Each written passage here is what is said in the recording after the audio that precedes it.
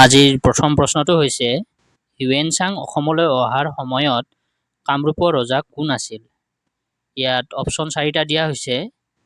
Option 4টাৰ ভিতৰত শুদ্ধ উত্তৰটো হৈছে কুমাৰ ভাস্কৰ বৰ্মন। হিউৱেন-চাং অসমলৈ অহাৰ সময়ত কামৰূপৰ ৰজা আছিল কুমাৰ ভাস্কৰ বৰ্মন। নেক্সট কুৱেশ্যনটো হৈছে আহোম সাম্ৰাজ্যৰ শেষৰজন স্বৰ্গদেউ কোন আছিল? ইয়াৰ অপশ্যনকেইটাৰ ভিতৰত শুদ্ধ উত্তৰটো হৈছে অপশ্যন ডি পুৰন্দৰ সিংহ। কোন চনত অসমীয়া ভাষাটোৱে ৰাজ্যিক ভাষাৰূপে স্বীকৃতি পাইছিল? ইয়াৰ অপশ্যনকেইটাৰ ভিতৰত শুদ্ধ উত্তৰটো হৈছে অপশ্যন এ 1961 চনত।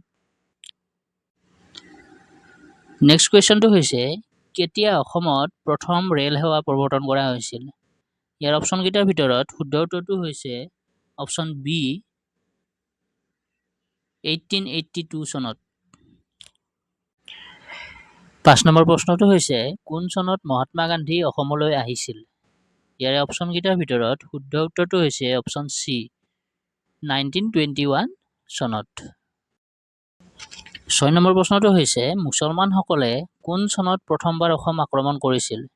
ইয়াৰে অপশ্যনকেইটাৰ ভিতৰত শুদ্ধ উত্তৰটো হৈছে অপশ্যন চি 1206 চনত। নেক্সট কুৱেশ্যনটো হৈছে অসমৰ প্ৰথম মুখ্যমন্ত্ৰী কোন আছিল? ইয়াৰ অপশ্যনকেইটাৰ ভিতৰত শুদ্ধ উত্তৰটো হৈছে অপশ্যন এ গোপীনাথ বৰদলৈ। 8 নম্বৰ প্ৰশ্নটো হৈছে কেন্দ্ৰীয় মন্ত্ৰীসভাত মন্ত্ৰিত্ব লাভ কৰা প্ৰথম অসমীয়া মহিলাগৰাকী কোন? ইয়াৰ অপশ্যনকেইটাৰ ভিতৰত শুদ্ধ উত্তৰটো হৈছে অপশ্যন বি ৰেণুকা দেৱী বৰকটকী। 9 নম্বৰ প্ৰশ্নটো হৈছে আহোম সাম্ৰাজ্যৰ ৰাজধানী চৰাইদেউ কোন চনত স্থাপিত হৈছিল? ইয়াৰ শুদ্ধ উত্তৰটো হৈছে অপশ্যন এ 1253 চনত। 10 নম্বৰ কুৱেশ্যনটো হৈছে আহোম আৰু মোগলসকলৰ শেষ ৰণখন কোন চনত হৈছিল? ইয়াৰ শুদ্ধ উত্তৰটো হৈছে অপশ্যন বি 1682 চনত 1682 চনত। 11 নম্বৰ প্ৰশ্নটো হৈছে গুৱাহাটী উচ্চ ন্যায়ালয় কোন চনত স্থাপিত হৈছিল? এই অপশ্যনকেইটাৰ ভিতৰত শুদ্ধ উত্তৰটো হৈছে অপশ্যন এ 1948 চনত। অসম সাহিত্য সভাৰ প্ৰথম অধিৱেশন কেতিয়া অনুষ্ঠিত হৈছিল? ইয়াৰ অপশ্যনকেইটাৰ ভিতৰত শুদ্ধ উত্তৰটো হৈছে 1917 চনত। 1889 চনত অসমৰ কোনখন ঠাইত ভাৰতৰ ভিতৰতে সৰ্বপ্ৰথম খাৰুৱা তেল আৱিষ্কাৰ হৈছিল? অপশ্যনকেইটাৰ ভিতৰত শুদ্ধ উত্তৰটো হৈছে অপশ্যন এ ডিগবৈ।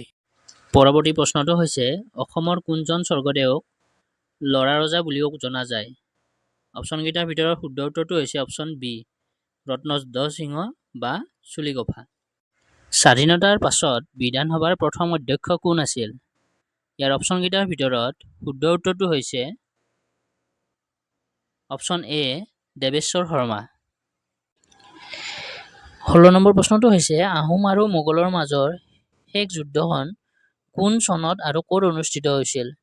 ইয়াৰ অপশ্যনকেইটাৰ ভিতৰত শুদ্ধ উত্তৰটো হৈছে অপশ্যন চি 1681 চনৰ ইটাখুলি নামৰ ঠাইত। 17 নম্বৰ প্ৰশ্নটো হৈছে গুৱাহাটী বিশ্ববিদ্যালয়খন কেতিয়া স্থাপিত হৈছিল?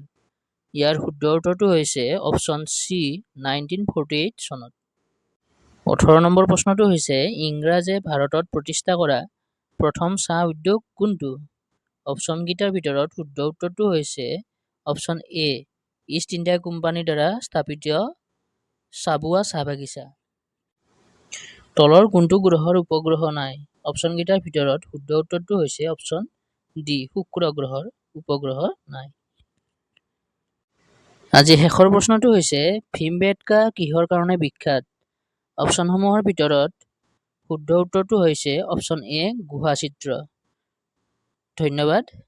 যদি ভিডিঅ'টো চাই ভাল পালে তেনেহ'লে লাইক কমেণ্ট আৰু শ্বেয়াৰ কৰি দিব। ধন্যবাদ।